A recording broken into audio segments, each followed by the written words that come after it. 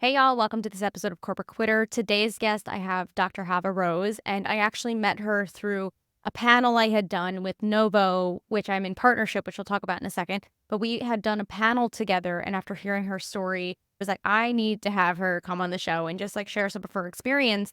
And also, the thing that really piqued my interest was that she was taking the panel remotely from the retreat that she was just about to do, I think in Peru or somewhere overseas. And so I've been on many retreats internationally and nationally. I've been on many retreats in my life for multiple things. And it's always piqued my interest of like how people actually go about doing retreats and what do they even do, right? Programming, how do they set that up? Is it expensive? And all of these questions. And so essentially, I want to have Dr. Hava on to talk about these things and, of course, some other things she talks about too. But just a little background, Dr. Hava has 10 years practicing chiropractic medicine and over 5 years leading workshops and retreats centered around journaling as a means to foster human connection for community and corporations. Within what she does, she merges physical, emotional, and mental application in her workshops to bring together a whole-scale approach to wellness, which allows those attending to feel more connected to themselves and those surrounding them. And as someone I have done probably 5 retreats, all in various forms, some specifically around like a corporate sort of skill building, others on the complete opposite spectrum of like meditation retreats, like silent meditation retreats. So I mean, I've really tried a ton of different things. And so to have someone on to talk about her process, how she leads retreats, how she sources locations, as well as like how she comes up with programming and even why she has chosen this as her selected path in terms of wellness and all these other things and how she translate that online. It was just something that really piqued my interest. So I'm really excited for this episode. I hope you guys enjoy it. This episode is sponsored by Novo, which is the fintech company I use for all my banking needs. The cool thing about Novo is they actually do a lot of different things that I've been really obsessed with and have actually helped me grow my business. And just today, I'm starting a trial run with a creative assistant. I've been on the hunt for help for a while. And part of my hesitancy in actually hiring was because I didn't want to use working capital that I had that was rotating through my business and had been seeking to find a solution, whether it be a business loan or something like that. But I didn't want to get into a loan with a big bank or something. So thankfully, Novo has funding, which they call merchant cash advance. It's a little bit different. I'm not going to get into the details on here, but it's something that I'm going to be embracing within the next month so that I can actually hire the assistant so I can continually grow this platform. And I know the Novo team pretty well at this point, especially if you hear this episode with Dr. Hava. Both her and I were panelists on their all hands meeting last month. So we know the team pretty well and they're pretty awesome. But the reason why I'm really passionate about Novo too and why I'm in this partnership with them is because all the tools that they have available are actually useful and they're not just another greedy, slimy bank that's here to just take your money. Like they're actually here to support small businesses. So if you're interested in signing up, it's completely free. The link is in the show notes. Now let's get into our episode. Today I have Dr. Hava Rose on. We met through Novo. And essentially, one of the reasons I really wanted to talk to you was because I find that, number one, from the interview with Novo, I was just like, she's a powerhouse. I think you were actually doing the interview, the panel live from your retreat, right? Which was like super cool. Like you Yeah, were like working and playing it. I don't know. It was just a really cool yeah. experience of like, oh my gosh, she's doing this in another country. And anyway, I've always been a person who's been in self-development. I've gone on like global retreats before. So to see someone who's actually doing it, super cool. I wanted to pick your brain about that. But then also, I don't think I told you, but my dad's actually a chiropractor. So like I've been in the woo whack, the quack world, if you will, since I was a kid, as they call You've it, been right? So tapped in, yeah. yeah. So like 30 years ago, everything he said was like crazy, but now everyone thinks is normal, right? I Energetics and like the know. physical body and so I'm beyond thrilled to talk to you about your experience and even just how you got here, because I think you said like, how did you Cutting out. even get into doing what you're doing today? It's funny. So yeah, your dad and I could probably talk for a long time. It's funny because I felt a lot of pressure to continue school when I was younger. Because I started out as a young child, adolescent, wanting to be like a superstar. It was like, I'm gonna be a singer across the world. And those dreams got shattered really fast. And then I think it just internalized it and was like, I have to keep going to school. Whatever I do, like that's what I felt like.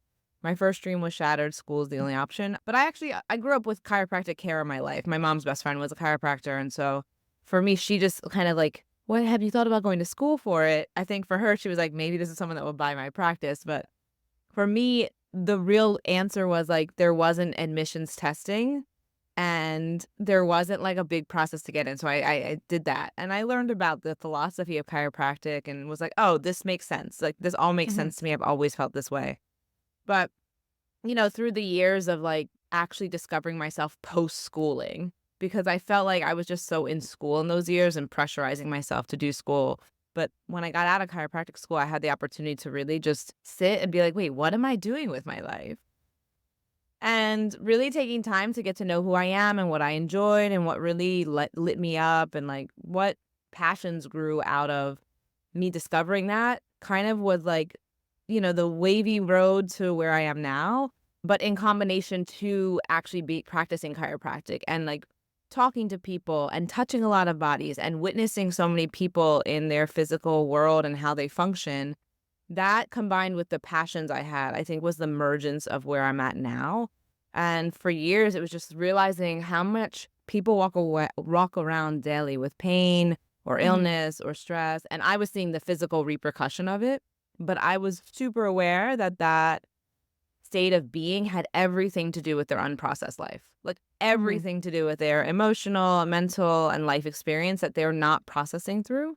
And so, kind of bringing that with my passion for writing and just hosting and holding space, the emergence of that kind of came to be over many iterations of other businesses and being able to hold space for many more people at one time to allow people processing space because there isn't a lot of that in our world Mhm. and to in the hopes that like people get to walk around more free and light and less in pain and less stressed. And so yeah, it was like, let me see if I can help people in the front end of the physical symptoms that I'm dealing with and how many more people I can do when it's not a patient to doctor situation, when it's not one-on-one.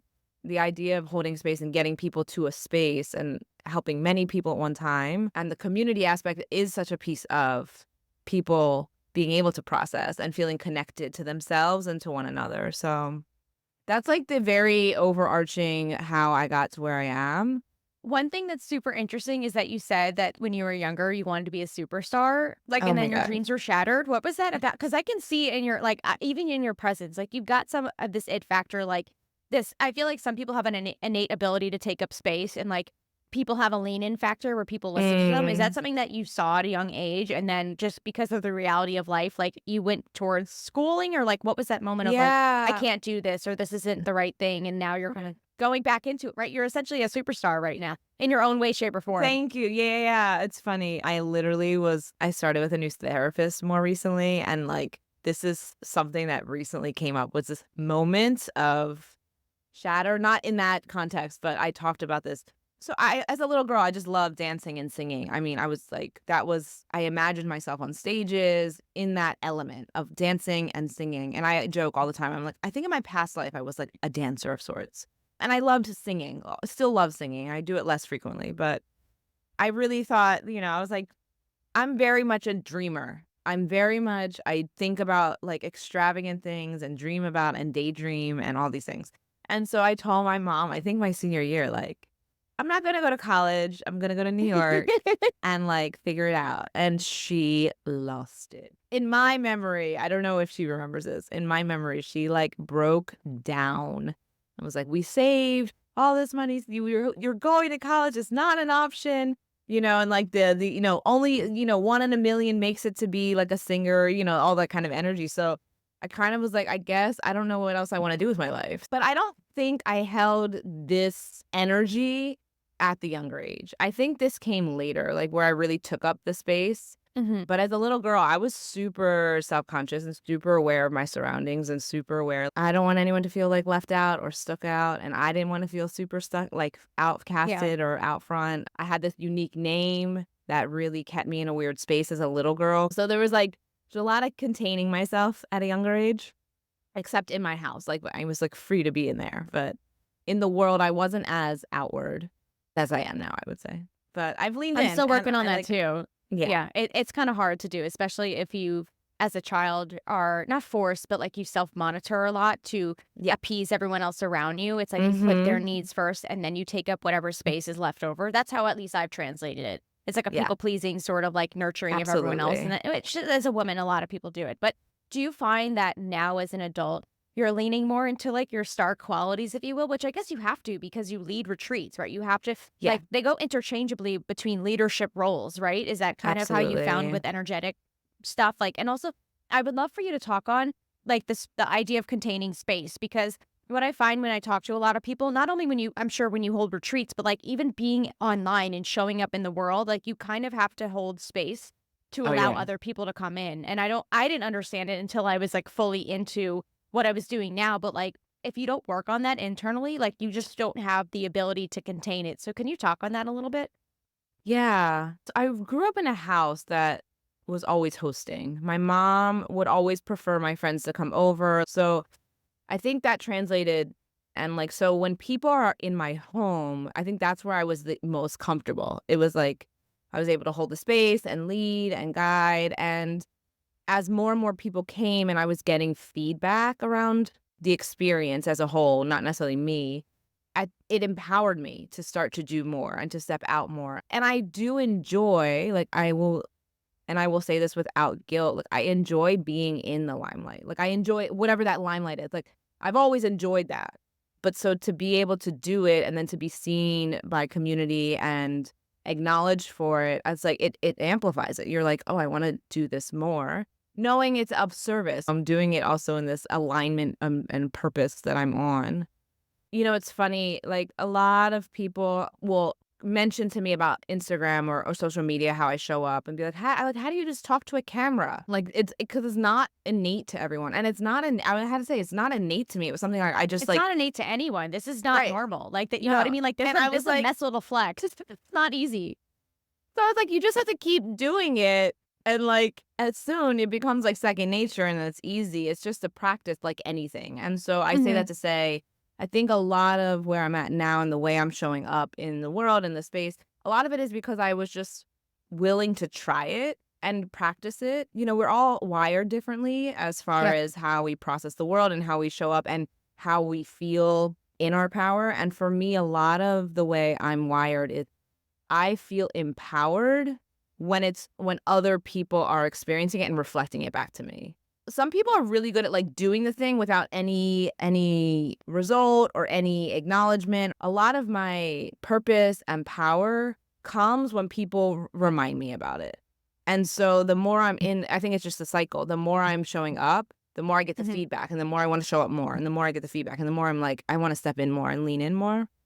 I'm definitely at a place, though, I'll acknowledge this, like, something I'm working through is finding a way to tap into it without the reflection, Yeah, the because. validation aspect and like because you end up chasing dopamine and like all these things, and then you're tied to an outcome like, oh, I can't do this if it's not going to perform or I'm not going to Right. reach people, which I'm in the same place too. It's a weird in Yeah. between place of like another level of showing up where you Yeah. like just don't care. I guess you could say that's the best way to put it. Of like Yeah, another it layer is. of It's not very much caring. just, like, not caring, and it's the word I've been using a lot more recently is, like, just be bold, like, just Hmm. do it, because if there's a lull for me, if there's a lull that I haven't had an event or I haven't done anything, that means there's a lull that I'm not getting feedback from community or folks. And that means, like, I start to go internal, and I start to, like, go quieter and quieter. So, yeah, I think one of the words I'm leaning into is, like, this yeah, like, I need to be able to recognize, like, my self-worth and value. I can't be wavering in that. That has to be, like, consistent, and that means I have to show up in a bold way always. Like, I just have to boldly trust and believe in myself and, like, show up in that energy. And I enjoy it. Like, I just genuinely enjoy leading in the way I lead, because I also have a very different leadership style, I think, than a lot of leaders What do in you mean? specifically in retreat space is all I can compare it to, but I'm sure in a lot of spaces, I'm very good at, I'm expressive. I can be in front of camera. I can be in front of people, but I'm very much a horizontal leader. I don't want anyone to feel left out or stand out. Like, I don't want anyone to feel like they don't fit in, because I've experienced that so much in my life. Same. A lot of my It doesn't feel leadership nice. yeah, so a lot of my leadership is in a horizontal, it's not in a, hierarchical. So I'm, like, with the people when I'm Hmm. leading. I'm in it with you, I'm on the ground with you, I'm doing the hikes with you, I'm holding your hands, I'm sharing my own journal entries sometimes, like so I'm in it in a way that I'm guiding more than leading, I say. I understand I'm in a leadership role, but it's much more I'm here with you. Like, we're at the same level, we're at the same horizon. Like everyone, we're equals in this. A retreat center who hosts retreats and has seen thousands of retreats and retreat leaders. He was like, he was like, it's a very different way that you lead these retreats than what we see. And I think that magnetizes a very different audience because of that. And it's not just for people of one specific demographic. There's like a cross-cultural, it's an incredible space that comes together when I'm creating it. And I think it's because a lot of it has to do, I think, because I like horizontally lead Yeah. and I'm in Well, it that with would the make people. sense, like, why you're moving towards working with organizations because, I mean, Oh the first yeah. thing that I thought of is, like, the reason why I left corporate was because it's a hierarchical structure that doesn't benefit anyone but the people at the top, and that's very much what's happening in the world right now, right? It's happening in every single Mm-hmm. industry, medically. I mean, you and I could probably go on a rant about that, but, Oh like, yes.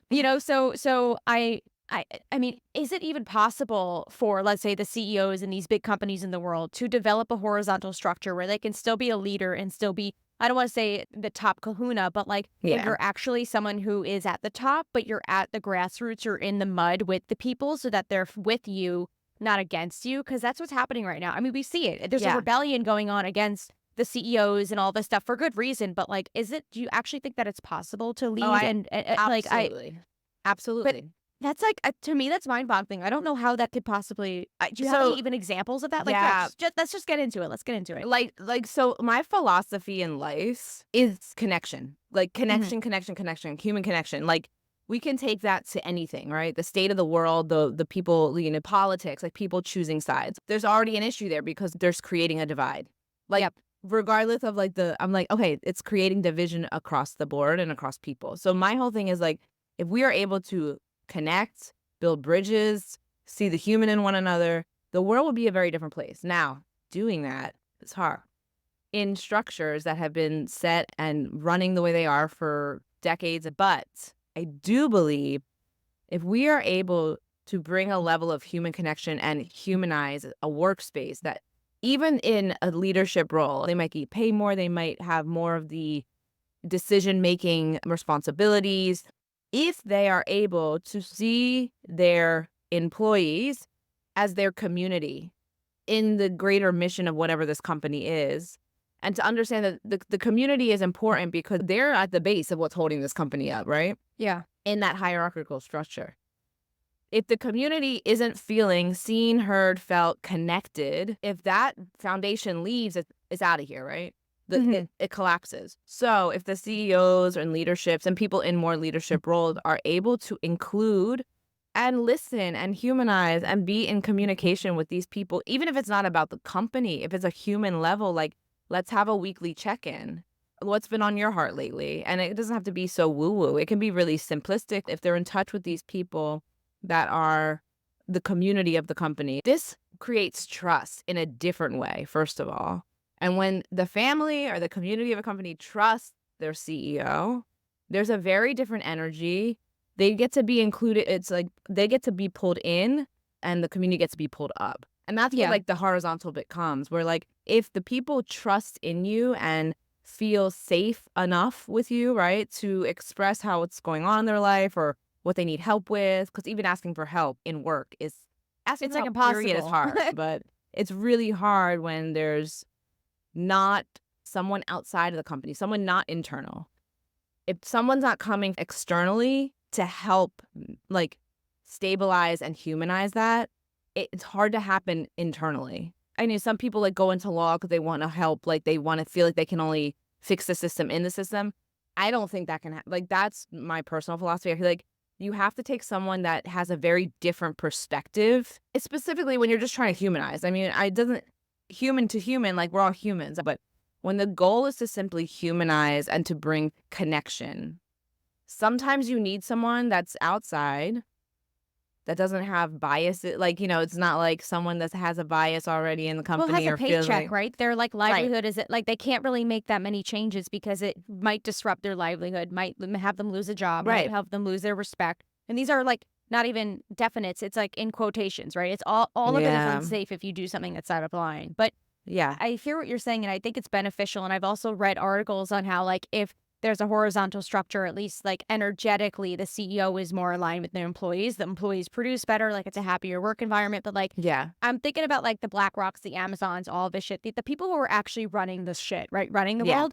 Why would they have any incentive to change the way they're doing things when they're amassing so much money and so much just like, to me, unless there's a massive collapse or like a massive like rebellion or something, I don't know if in our lifetime we'll be able to see such a transition like that. Yeah. And I don't know if in our lifetime either. Yeah. I believe, but if we can start with the smaller companies, let's take out like Amazon, right? Amazon's a conglomerate, right? Like that's a lot harder to shake that structure. But if we're able to start with some companies, right, and we start to bring this humanization to some of the workspaces and create more of this community aspect, because I really believe community is at the heart of success. Period. Well, Like that's the you way that need, things are changing. Like it's right? not even at this point, it's like I wouldn't say it's a requirement, but like we're seeing all the time CEOs getting called out on their shit. Like the system is collapsing. It's just taking such a long time. And Yeah. now that things like TikTok might be banned and social media censorship, like we don't know if Yeah. things are ever going to see the light of day as they are now. But knock Yes. on wood, we'll Yes. see what happens. Yeah. So I don't know if like we'll be able to see it in this lifetime, but I do believe that the more people start to feel seen, heard, felt human, the more Mhm. people feel human in their workspace. It's like the love versus evil. Like love will fucking, oh, I'm sorry. Do we curse on this? We curse. We are full-fledged fuckers on here. Like we do you. Like it's Like fine. love, I really believe love is the answer in that aspect of that energy. That energy is way more powerful than the latter, but so many people don't even have the connection to that energy in Yeah. those spaces specifically. So the more we can create that energy within a workspace, it will get replicated over time. Like it's kind of like people are seeing, and I do believe the companies that embrace that for like a trajectory in a long term, I believe that those are the companies that will remain and be successful. Even if it's at a smaller scale, they're the ones that are going to be hanging out for years to come because like word spreads, people want that, that kind of energy. Yeah. One of the things you had mentioned too is like energetic wholeness or like complete wholeness. Like Yeah. more people are waking up to the fact of like this isn't fair. I don't feel good. Like for the first time, we've actually had the space to be like. I think honestly, COVID, we all know was been a huge wrench in the plans of like Oh, society, absolutely. But like I think more people are attuned to their bodies and what they need versus like the previous generations that didn't have the capacity for that or were Yes. so like they really did have more of a golden handcuff situation because they were having like they were able to get a house and a car and now things are so Yeah. twisted that it's like there's no benefit anymore. But can you speak a little bit on like the complete wholeness that you talk about energetically, right? And you talk Oh, about yeah. I think you mentioned like energetic bodies. Like, do you think that that is part of the reason why people are also shifting how they're working Yeah. and stuff like that? Not just like societal things like war and like, yeah, I'm just Oh, curious. it's all of it. Oh, it's all connected. Yeah. The deep, like I go back to connection over and over for this reason. The deepest root of the isolation that is apparent in war, apparent in work culture, apparent in world like social media culture, the biggest root of isolation is disconnection. You can only be fully connected first if you're connected, right? And what connection means to me is the merging of all your bodies, which is the physical body, the moving, the mental body, your thoughts, the emotional body, what you feel, and I say your spiritual body, which is, that soul level purpose kind of. The isolation we're experiencing is the direct reflection of the disconnection that exists within a person, not even like across the board. And I think that's the work that you're saying is like showing up more, this like, connecting these things, but people move in the world very disconnected. And I saw this as a chiropractor, right? The physical pain. I'm like, do you not have an understanding that this is directly rooted to the emotion of this? Well, even emotion, it's like this is new age stuff. But you and I've known this my entire life. It made sense to me. But back then you were seen Right. as a quack. Like it makes complete sense. And I've actually seen in my own experience of like, if like I hadn't realized until I actually moved the emotion or went to like a Reiki session or like whatever woo woo things that like Yeah. part of the pain of like, for example, I have one of my big toes has like cartilage loss. Okay. And it's tied to my mom. It's tied to the feminine side. So when I do feminine related work, the pain goes away. And every so often it comes back and it's really hard and I have to go into that again. But it's always tied to it. It is so Yeah. weird, right? Because they say the body is like left hemisphere, I think is feminine, right hemisphere is or I right always side mix is it up. masculine. What I always mix it same, up. but like one of those. So Yeah. but like to my brain, I'm like, oh, I just need to keep taking like a cartilage pill or whatever it is. Like I need to keep taking things for collagen reproduction, or like I need to keep getting adjusted or go to like physical therapy or like whatever it is for my fucking big toe. And it's like, no, you have some stored trauma and emotion Right. and like stories that are clogging your emotional, physical, spiritual, like literally every single system that you haven't dealt with yet, which is so wild. Well, it's so a part of our So weird. culture, it's how quickly can we fix a problem? Yeah, And pill, I they take mean, the pill thing. and like you get it too, like coming from a healthcare background in the sense of working in that with an approach being a chiropractor, which was very against, very not in alignment with the healthcare systems of this world or this country specifically. It's the way of our world and in the society is like how much instant gratification can we get? How much quick fix can we get? And so what that does in turn is it pulls people away from their natural knowledge, their innate knowledge within them, right? And it's fun to see that people are turned into it. I love shout outs to Joe Dispenza. Like when I was I in chiropractic seriously. school, he was coming to lecture and I was like, being a rebel student, like I didn't want to go to the lectures about and Joe Dispenza's coming as an alumni of the chiropractic school. And it's just like, but it's dope. It is dope to see that like it's becoming more accepted and dug into by a lot of people, but it doesn't take away the years and decades and Generational shit, like, oh my hundreds of god. years of people not being in connection. And I think we are probably I mean, Gen Z is really, they're going to shift a lot of things, I Oh, think, I for sure. but Ugh, yeah. we as I believe we're I'm a millennials. millennial, yeah. Yeah, yeah, Yeah. okay. Like we have started to question a lot of that. And I think it's really powerful to see a lot of people coming back to like the connection or how can they get to connect to themselves. You can only connect to others as deeply as you're connected to yourself. But first Yep. you have to be connected within. First you have to be connected. And I think that is like the key that so many people don't get the opportunity to explore is how do I connect? Because look, if something's hurting you, thinking about, okay, when does it start to hurt you? Like, what is it tied to when it hurts? Did I do something that made it hurt? There's an emotion you're feeling that's overwhelming. And instead of just sitting in it and holding it and then going about your day, actually taking time to move through it, like to physically move that energy out of your body. This is an example of how you can connect easily your emotional body and your physical body is like actually allowing that emotion to feel and then moving it out of your body, whether it's yoga, going for a walk, something of that nature. But these practices are only more recently being welcomed in if you weren't already tapped in. And so my hope is that people in general just become more connected, period, with themselves. Then as that happens, you get to explore yourself more, discover yourself more, understand yourself more, your thoughts, beliefs, values, these things. And then when you know those, you step into the world in a very different way. You step into the world Very different. knowing who you are. You're attracting also the people that in sync with that, or you're able to express yourself more confidently because you know who you are, like period. And so that allows you to connect to others in a very different way. And it makes you feel a greater sense of belonging when you connect to the people that you want to connect with. And in the workspace, you're not always working with people you might like connect with on the street, but it's important to be connected to the people you're working with. Yeah, I know a lot of people who fight on that front of like, no, I just go to get a paycheck. I'm Yeah. not trying to be Oh, friends with very common. anyone, like, which is fine. But I don't know. I guess in my experience too, I found that like there was no harm in building connections, even if they're like, I wouldn't say they're surface level because there's still care and genuine connection within it. But that doesn't Yeah, mean you have to be best friends. But like, exactly. that's how you organically build and cultivate community, which like I think you're like a master at that. I think you've mentioned that before of like it's an organic thing that comes to you.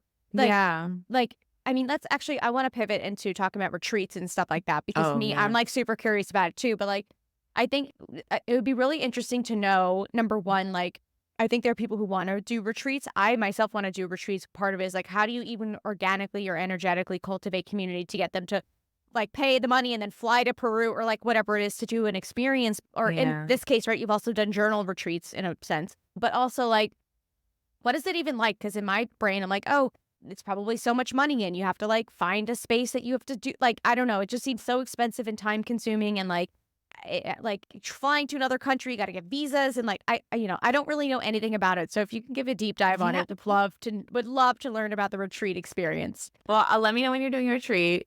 I would like to Okay. learn more about it.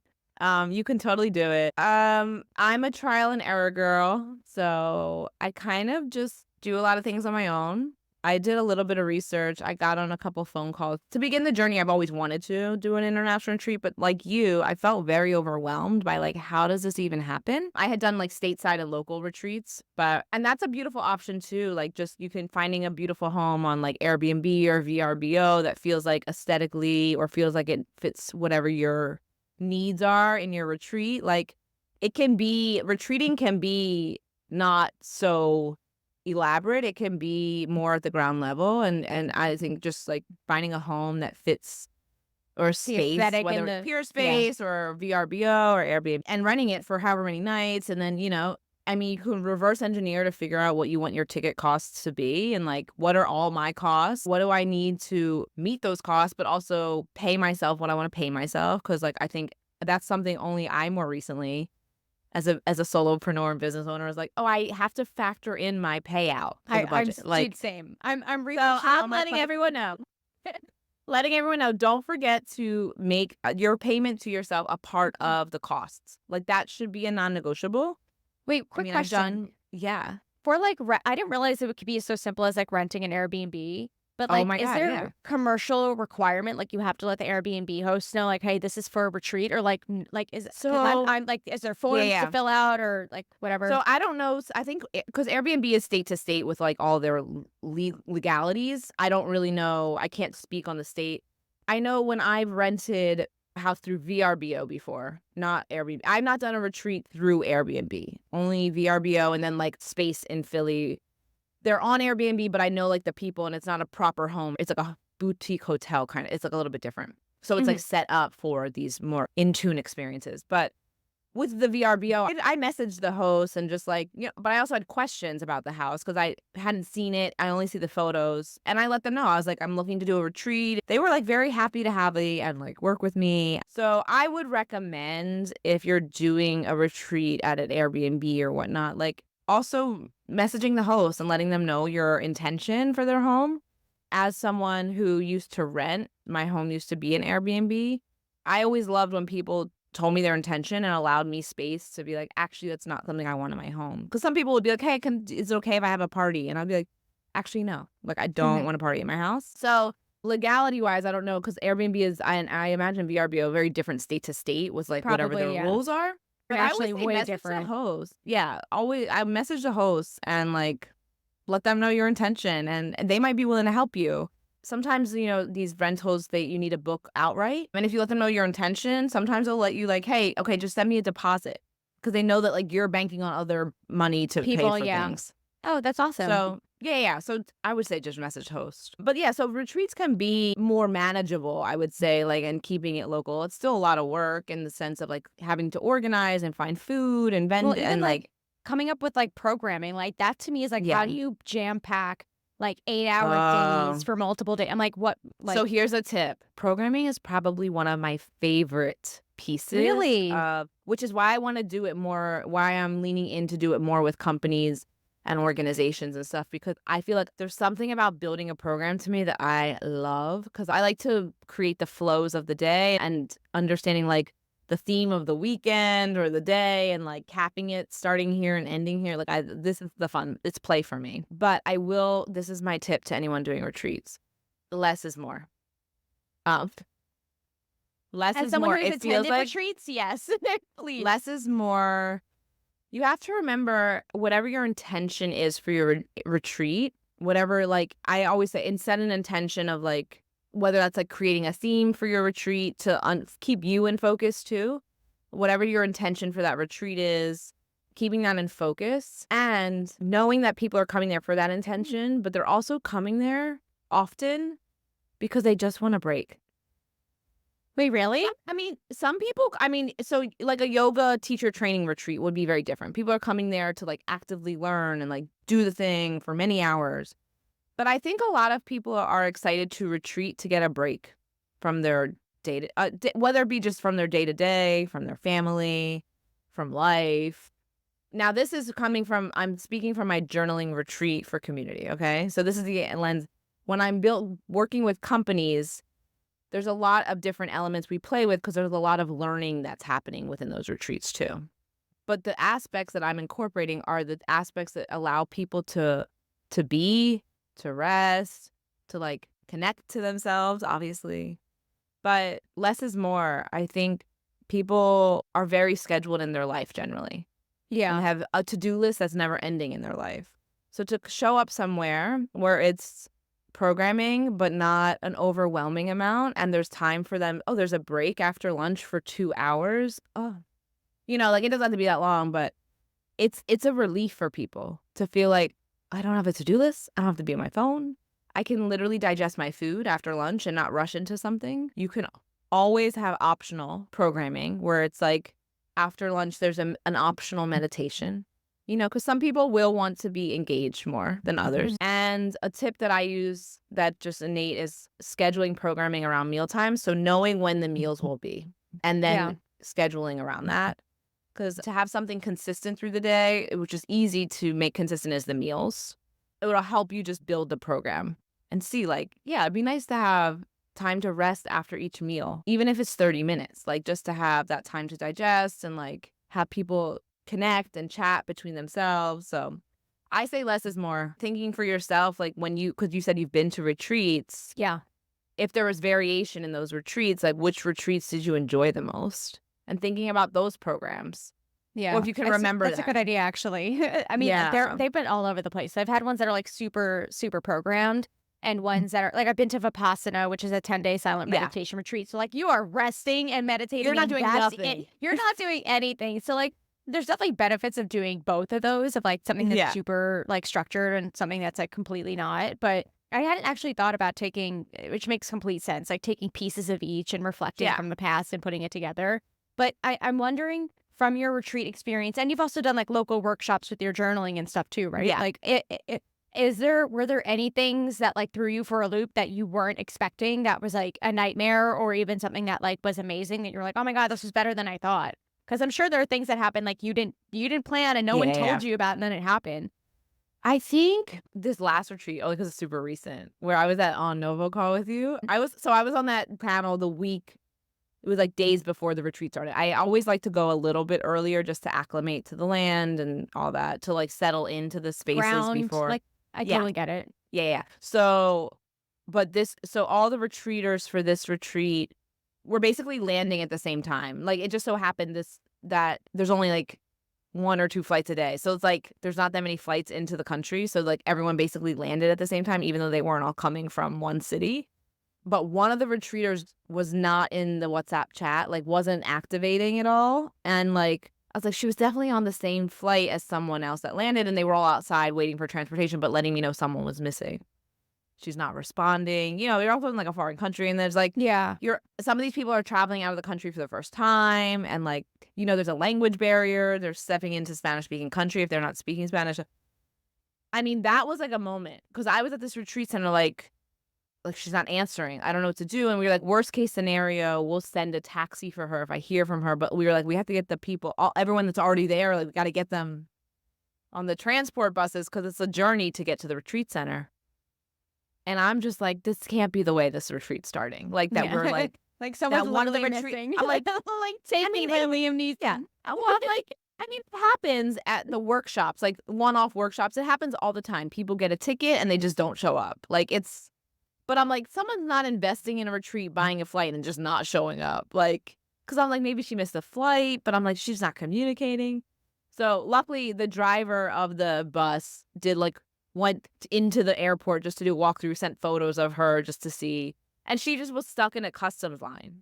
But she wasn't like connected to service yet. And so it was like, she, I think, also was internally freaking out. We found out after. She was like, oh my God, I think everyone left me. Like, Oh, she's coming. A lot of these people are coming by themselves. So, like, yeah. it was a moment. And for me, it helped me. Okay, next retreat, I want to make sure I make it almost mandatory. Like, people are letting me know when they take Where they're off. at. Or, like, Yeah. like, keep us connected throughout your travel. Even if you're, like, in your travel, give us a heads up that you are landing at each of your connections. Or. Interesting. So that was a lesson for me. That's so interesting. I hadn't realized maybe. So one retreat that I did internationally was to Cancun, or like Yeah. Quintana Roo, whatever, over Yeah. there. And it was not the first time I've been by myself, but it was, I think, the second time I traveled internationally by myself. And I'm like 4'11". I think at the time I was 25. I was very young. So like I Yeah. look like a child and I'm fit like a child. But so basically the way this retreat was, before you actually went and were shipped off to Cancun to meet up with everyone, they forced you to have like, basically they buddied everyone up and you had an established connection a month before. So like the day of, you were required to like check in with everyone and see where they were and meet up in the airport if Mm. you could, and like take the shuttle together. Yeah. So that, and now that makes sense Yeah. why that would happen. So Yeah, that and it we have basically, we have the shuttle. Yeah, and we organize it so that like we let people know what time the shuttles will be there. They'll have a sign, and we activate a chat before months before the retreat. So there's like a connection hub where everyone can be connected, and we do some Zoom calls, which so is scary I think though. My nice. God. But As a yeah, there's woman like too, that you're like, element. my God. But everything's an opportunity to like, okay, how can I be better prepared? So it was good. It was good. But in general, I'm always like just blown away by the retreats. And like, it's an anticipatory. You're like, I hope everyone likes it. I hope people feel fulfilled after and feel like it was worth them coming. There's a little bit of that anticipation. And it's always beyond. Like afterwards, it's just like, wow, it's like, because you're like, is it going to work again? It's kind of like Yeah. that energy. Like, well, it was so amazing last time. Like, is this going to work again with a new group of people? And you're like, every time it's like so impactful for folks and leaves like just really beautiful lifetime memories and deep connections. And you're like connected to people all over the country at that point. And it's like, this is family now. And I mean, that's some of the power of just creating spaces and curating spaces that are safe for people and brave for people and allow the opportunity for people to really show up and not even show up, also just like connect to their authentic self, because some people it's Yeah. hard to show up like because they also feel disconnected from themselves. So Yeah, in the real world, right? And so yeah. I felt that way. It's interesting because now that you bring these things up, I found that I went to physical retreats and like traveled all over the world and stuff for these when I was in that like special space that you call like the in between, where you're no Yeah. longer, but you're not yet. Because you're like, Yes. I don't know what to do, but something's not working. I don't feel like I know who I am anymore. I'm changing. I'm having an identity crisis or something. And so you Yeah. go to these as a way to connect with other people who are experiencing the same thing. And usually in my experience, which I'm sure you have too, which is why you create these, these retreats and workshops, this is like you help facilitate the internal and even cellular change that's required to help people step into the next place. And like it Absolutely. does, I mean, every single one, I haven't had a bad experience with the retreat. Like I might not be connected to those Yay. people anymore, but like Yeah. it's ingrained in my brain forever. Like it changed me. Yeah. But Yeah. I'm wondering, because I think we talked about this a little bit before the call too. Like, I think especially what's going on in the world right now, a lot of people are in the in between. Companies are in between. Oh yes. Employees, individuals, relationships, right? Men and women, the dynamic between us, like not only emotionally, sexual. Like, can you talk a little bit about that on like how to? I wouldn't say even like successfully transition, because that's like a societal productive way of viewing it. But like, what do you do when you're in the in between? You gotta find a way to embrace it.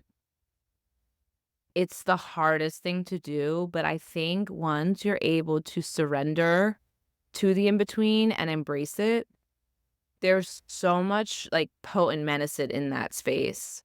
It's like the opening. I always think of it as like the opening of, a tree, how there's like the owls kind of sit in those like, I don't know, that like hollowed out areas. Mm-hmm. Okay, I imagine the in-betweens are like that piece of the trunk where it's like it's part of the foundation of life. Like the trunk is this foundation, and if you're journeying and with your eyes gazing up, you're going to hit a spot, and that is the in-between, and that is where there's really deep foundational lessons that are there for you and self-discovery that's always been there, but like this is the opportunity that you're getting to like crack it open and really get time. It's like it's a gift if you allow it to be. And so Mm-hmm. I always invite folks to embrace the in between, surrender to it, and trust that there's a lot in that space and time. It's not going to come, like you don't know when the next in between is going to come. So like Yeah. I mean, if you No think of science to it, which is really no, frustrating at no, and it will times. come again. You're gonna have multiple in betweens in your life. It's part of the journey of life. I mean, it's just part of it.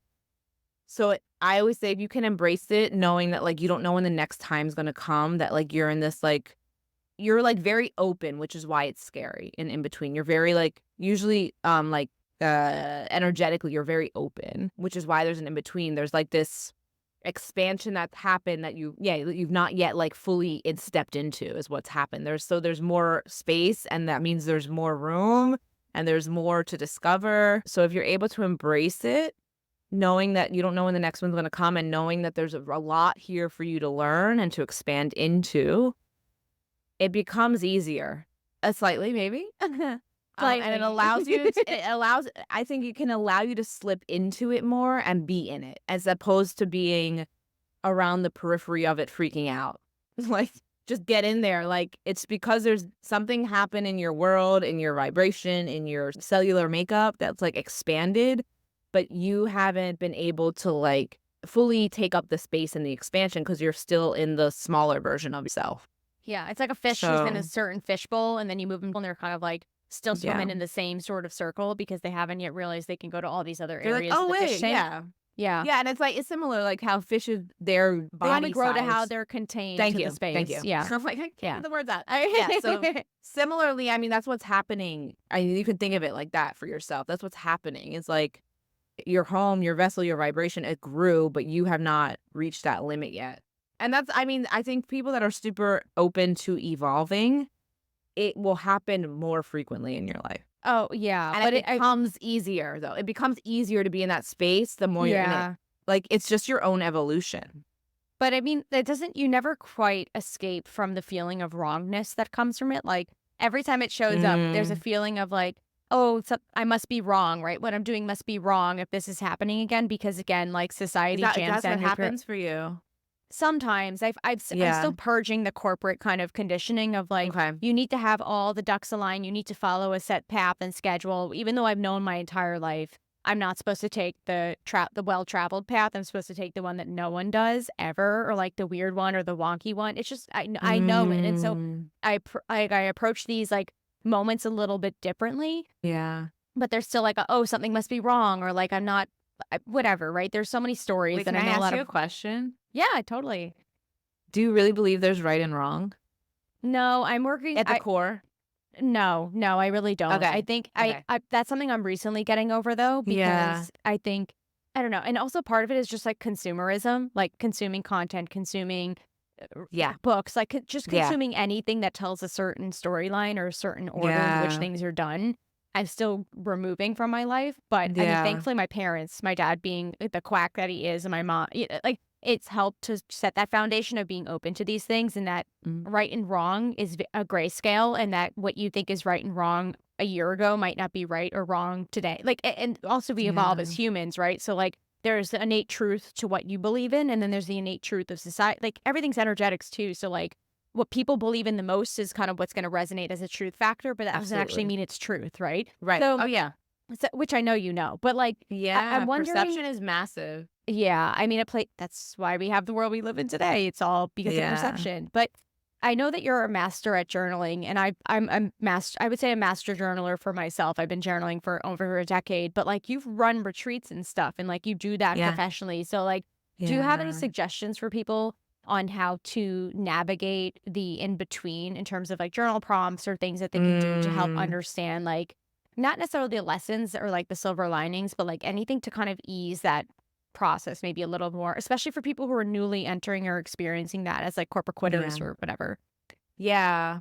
Yeah. Journaling is definitely the tool that helped me, as like, I think we talked about this. Like, I've Oh been yeah. journaling since I was like 13. It's the best thing Um ever. It's and one of my and favorite that's things. it's incredible, and I think it's the tool I use for the human connection. It's not like journaling just happens to be that's the tool I lean into because that's what I know so well, and that's where a lot of people I feel like know journaling, but are like, but like when I see a blank page, I'm like, oh, that's a lot. I don't know what I'm writing. So I was Mhm. like, okay, let me share what this can look like for folks. And journaling in the space and in between, it's specifically in that transitional time, is very powerful because of multiple reasons. It's a place obviously for you to clear out your brain because there's a lot of rambling thoughts specifically in those transitional times. There's a lot of unlearning that's happening. If you're open to it, there's a lot of reprogramming that's happening. So, one, it's a great place to just clear your mind so that you can be more still and more clear and more focused and like really see, all right, what's rubbish versus what's reality for me. Yeah, like what are the thoughts that are like, that's not serving me versus like, oh, this is where I need to go. So that's just to give some points of why journaling is really powerful now. So that's one reason it can help really clear out. Two, it's really important, I think, in these transitional times because it creates reference points. Yep. So it's a way to like look back and like, so if you have old journals already, like I know you do and I know I do, you get to like, you can reflect back to see like, oh, I've been here before and look what I've accomplished. And it reminds you like how powerful those times really can be and or what lessons you learned in those times or, how you start the transition versus where you end it. Like, what are you setting out to do that shifted? So I think it's really powerful because it creates reference point for you Mhm. for that moment, but also for the future moments. Like when you're in and in between again, you can look back and see what happened last time. And it's a powerful place to just really explore yourself and discover your thoughts. And what is it that consumes you? Like not what you're consuming, but what consumes you. So some of the ways I like to practice journaling across the board, but I think it's really powerful in transitional times is one of the techniques is morning pages, which is from Oh, the the Artist artist Way. movie. Oh my god, it's Yeah. my favorite. Oh my It's god, a I really forgot. powerful Oh, I actually never finished the full book because I bought the book years ago, not realizing it was like a course. And I was like, oh, I have to like commit to doing this like straight through 8 weeks or something. So, but yeah. one of the powerful things that many people, I think it's like trending now is like morning pages. So it's a way to start your day essentially. You start your day and you just write 3 pages full with nonstop stream of consciousness. So this is the energy of clearing your head, clearing your dream space, getting fresh start for the day. And it's not about what you're writing. It's literally about just getting whatever thoughts come up out. So that's one thing that can be really helpful. And I think it's helpful to piggyback this to in transitional times to help ground yourself in them because it can be very uncertain, unknowing. Routines are really important in transitional times. Building routines can help create structure in your day to day when nothing else feels like structured, right? Or when you're in this transition. So I like morning pages also because it can help create a morning routine for you. So whether that be waking up, maybe you sit for 10 minutes in silence. I don't always call it meditation, but just sitting with yourself and then journaling your 3 pages and then going for a walk. So you're starting your day in a routine and it's nice to also end your day in routine. But routines I think are very important outside of journaling, but journaling can become a part of it in transitional times. Like they just keep you in the things that feel good. You'll have to decide what works for you in your morning routine, but like what feels good for you and it keeps you in your power in a sense. It's just like creates this like I know what I'm doing when I wake up, period. Like it's powerful to feel that. So routines are really important in transitional times and connecting to your body also outside of journaling. And the other thing I always recommend is you actually are the source of a lot of your own journal prompts. So in the guided workshops I do, I'm giving prompts to everyone. And then like we are all journaling to that specific prompt. So outside of the journaling workshops, it's nice sometimes to have the prompts. It helps if you don't like a blank page or don't like stream of consciousness, like it helps to have a question to be answering or thinking about. So I recommend that in the transitional times, you start to keep a log, whether it's a voice memo or a note in your phone of the conversations that are happening internally. And you'll notice there's a lot of questions that you're asking yourself or asking of the world or asking of other people silently. There's questions that come up all day for you. And if you start to keep track of those questions, these can be journaling prompts for you to like actually think about and not just keep here. It's actually getting it on paper. And some of the questions are like bogus or like you realize like this is a silly question, but it's good to, I always say like keep a note or voice memo anytime you have a question that comes up mentally to actually put it down to have as a reference point later to potentially take some time to dig into that with your journaling. I think at the beginning when I started journaling, I felt like I needed to be perfect. Like it was like, oh, this is gonna be my manuscript when I get older. And so then I realized it actually doesn't matter. This is for no one. This is just for me to get the demons out of my head so I can think clearly, Yeah. honestly. Get the boy drama out, get the like whatever it is. I mean, honestly, that's where it started was like I couldn't get a Yeah. guy out of my Yeah. head. But like now it's obviously a lot more I wouldn't even say structured, but now I have less care about what I'm writing about and more concern over just like getting it out. Yeah. But I mean, I've been doing it for 10 years. So, like, definitely the first Yeah. few years, I would write like once a month. Like, it was very like lackadaisical. Like, I couldn't commit. And now it's like, if I don't do it every day, it feels like something's like I'm missing a part of me. But I mean, Yeah. it takes a little while to get to that place. So, Oh, what yeah, you just yeah. said is really, really helpful. And also, like, Pinterest, TikTok, there's a ton of people online who give great prompts. Like, Yeah.